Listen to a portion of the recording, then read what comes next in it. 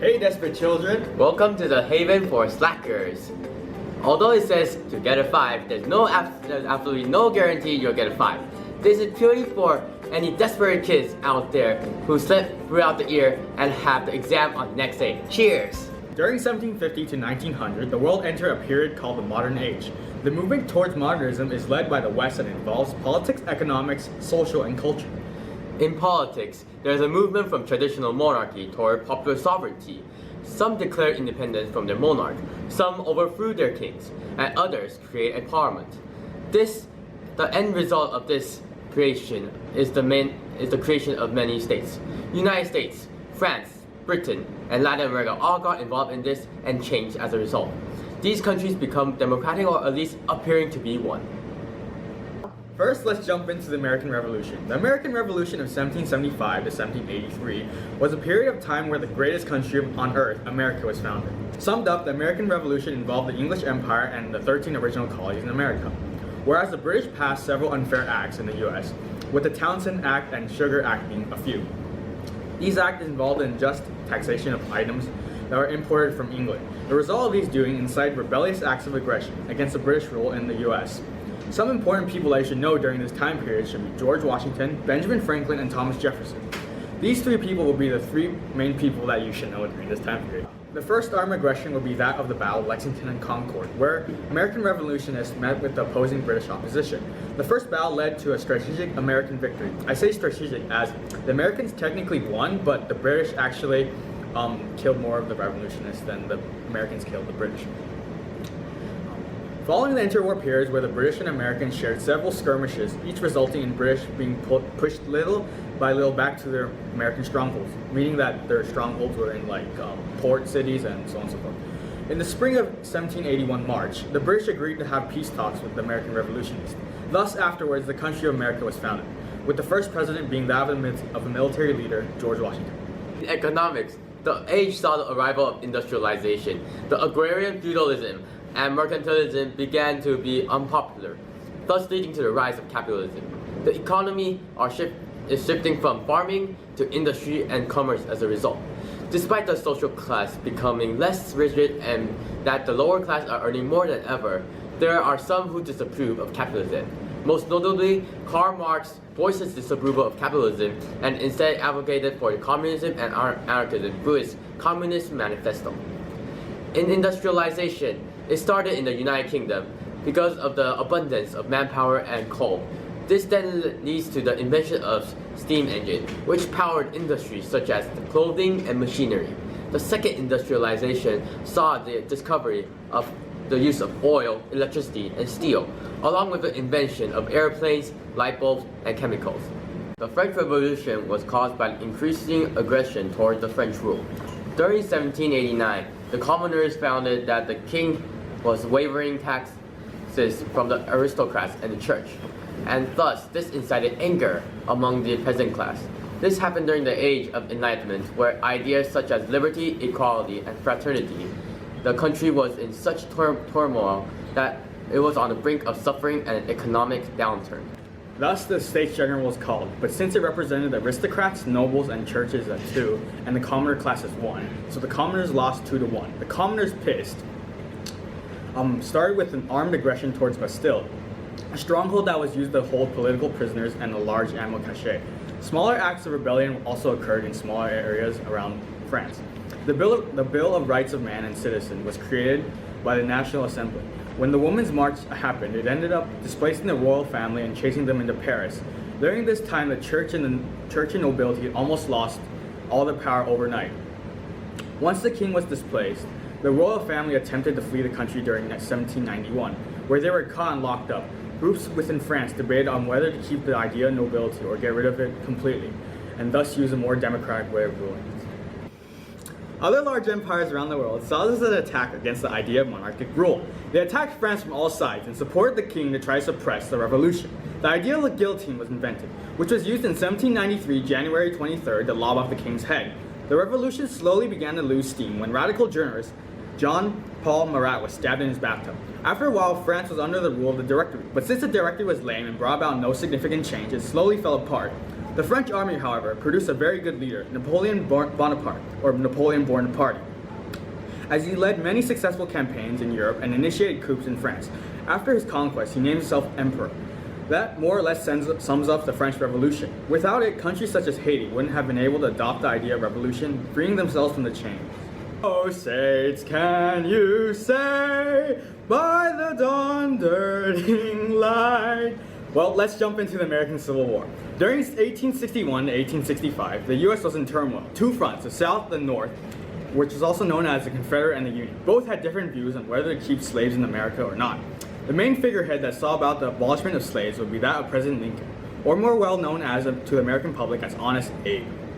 Abe Lincoln fought for the liberation of the slaves, so a large portion of the American military during that time was comprised of African American. Another main difference between that of the South and North was that of industry. As the North had already experienced an industrial revolution, thus the industry there was mainly comprised of the production of large-scale machinery and new ideas. Now because of this, you can see how the South didn't want to abolish slavery. The war was very lopsided. The North enjoyed a large amount of arms production, and also the population of 23 states, while the South suffered from underfunded armies and very, very little resources. In the end of the Civil War, we saw the passing of the Emancipation Proclamation and also the assassination of the President Lincoln in the Ford Theater. Fun fact or sad fact, President Lincoln was actually dead because the doctor pushed the bullet further into his brain and then used the finger into probe for it, so the brain dead. As for culture, we see that the world is becoming more and more secular, as people lose their faith in the religion and being more accepting about science. Such an environment allows thinkers to think about new intellectual concepts, leading to the Age of Enlightenment. Notable thinkers include Locke, Montesquieu, Voltaire, and Rousseau. These people thought about theories of new government and increased people's voice, sharing of power, and concept of social contract. They also upheld the value of freedom of expression. Moving on to Latin America, there are a lot of political changes, almost all of Latin America becoming independent in this time period, with the first one being Haiti. The Haitian Revolution was the largest and most successful slave rebellion in world history. In the 18th century, Saint Domingue, as Haiti was also known, became France's wealthiest overseas colony, largely because of its production of sugar, coffee, indigo, and cotton generated by an enslaved labor force. As the French Revolution broke out in 1789, the colonists were attracted to the Enlightenment ideals. They resent French because of their raised tariffs and trade restrictions from mercantile policies. Inspired by events in France, a number of Haitian-born revolutionary movements emerged simultaneously. It was a three-sided civil war between the planter, or the whites, free blacks, and the slaves. The Toussaint Louverture later on led the slave rebellion and emerged victorious against the French and the British force. Despite him being captured and imprisoned till his death, the rebellion was continued by his general, and Haiti declared its independence after a final decisive victory against the French. Haiti became the first black republic and the second independent state after the United States. On September 16, 1810, a progressive priest named Miguel Hidalgo y Costilla became the father of Mexican independence with a historic proclamation urging his fellow Mexicans to take up arms against the Spanish government. Known as the Grito de Dolores, Hidalgo's declaration launched a decade-long struggle that ended 300 years of colonial rule, which established an independent Mexico and helped cultivate a unique Mexican identity.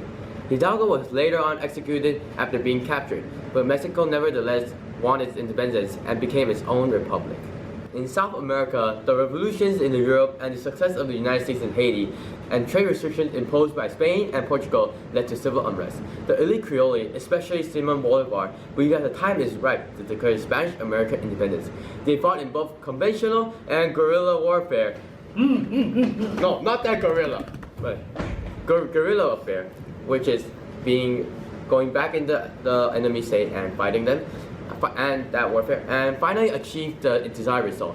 The Creole, both liberal and conservative, gained most of the power, while most of South America became a democratic government or government ruled by the caudillo strongmen.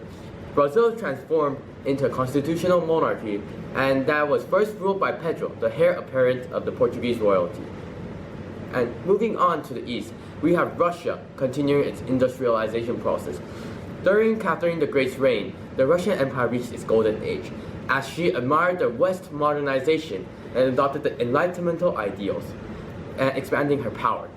She followed what Peter the Great did, but her despotic policies resulted in revolts such as Pugachev's rebellion. After her reign, Russia is still powerful, but is weakening. Another Eastern country worth mentioning is that of glorious Nippon, also known as Japan. As agriculture production lagged in comparison to that of mercantile and commercial sectors, samurai and daimyo did not fare as well as the merchant class. Despite efforts at fiscal reform, mounting an opposition seriously weakened the Tokugawa shogunate from the mid-18th century to the mid-19th century. When years of famine increased, peasant uprisings also increased. In 1867, two powerful anti-Tokugawa clans, the Chosu and Satsuma, combined forces to topple the shogunate. In the following year, they declared the imperial restoration in the name of the young Emperor Meiji, who was just 14 years old at that time. The peace and stability of the Tokugawa period and the economic development is fostered, set the stage for rapid modernization that took place after the Meiji restoration. During the Meiji period, which ended in the emperor's death in 1912, the country experienced significant social, political, and economic change, including the abolition of the feudal system and adoption of a cabinet system of government. In addition, a new regime opened the country once again to Western trade and influence, and saw a building of military strength that would soon propel Japan onto the world stage. Thanks for watching. See you in the final period. Bye. Bye.